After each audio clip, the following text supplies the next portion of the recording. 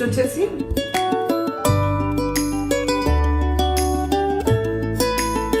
ఈ ఆర్ట్కి మీనింగ్ ఏంటి తెలుసా? అప్పుడు వర్షం పడుతుంది అనమాట. వర్షం పడుతుంటే అంటే నేచర్ చూస్తూ మంచి మ్యూజిక్ వింటే ఎంత బాగుంటుంది.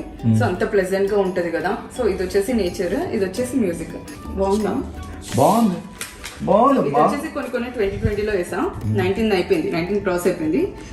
నేను జనరల్ గా ఎప్పుడెప్పుడు వేస్తుంటా అంటే డ్రాయింగ్స్ వర్క్ అంతా అయిపోతుంది కదా. వర్క్ అయిపోయాక ఏదైనా వీకెండ్స్ కానీ సండే సో అలా డ్రాయింగ్స్ వేయాలనేది.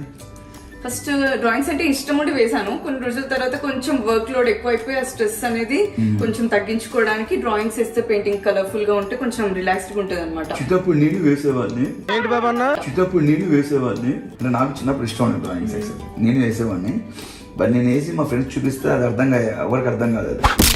వాళ్ళకి అర్థం కానప్పుడు నేను వేయడం ఎందుకని చెప్పి మానేసాను. ఇలాంటి వాళ్ళు ఎలిమినేట్ చేయండి సార్. అర్థమైంది ఏ లెవెల్లో ఉందో నీ డ్రాయింగ్. మనం ఒక్కసారి బొమ్మ గీస్తూనే ఉంటుంది తెలుసా.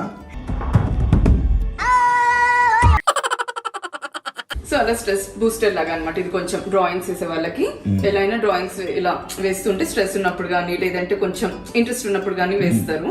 సో నేను కూడా అలా వేసేదాన్ని. బట్ ఎక్కువ నైట్ టైమ్స్ వేసేదాన్ని తెలుసా. అప్పుడు నాకు చాలా ఇంట్రెస్ట్ వచ్చింది. 9 to 1 వరకు కూర్చొని వేసేదాన్ని. ఇది వచ్చేసి ప్యారెట్స్. ఇదే గద్దలా ఉంది.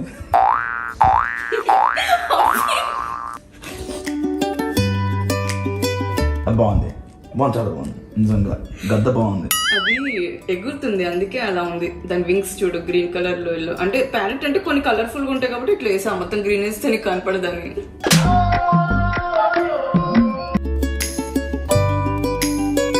టిమోన్ అండ్ పుంబా అని చిన్నప్పుడు చూసేదాన్ని నేను. ఇది కార్టూన్. దేంట్లో వచ్చేవి? కార్టూన్ నెట్వర్క్ లో వచ్చేది. నెక్స్ట్ పబ్జీయా? అవును. ఎట్లా చెప్పేపు?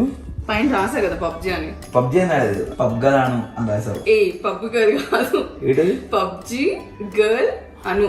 అప్పుడు పబ్జీ ఇంకో జీ పెట్టి గర్ల్ అని రాయిద్దాం అంటే వేరే వాళ్ళకి అకౌంట్ ఉందంట. నాకు యాక్సెప్ట్ చేయలేదు. అందుకే పబ్ గర్ల్ అను అని పబ్జీ గర్ల్ అను అని. ఇది జీప్. ఇది యాక్చువల్ గా జీప్ గురించి మాట్లాడుతుంటే ఇది నా అవతార్. అప్పుడు నేను చాలా గేమ్స్ ఆడేదాన్ని. అనుకుంటానే. అరే ఏంట్రా ఇది?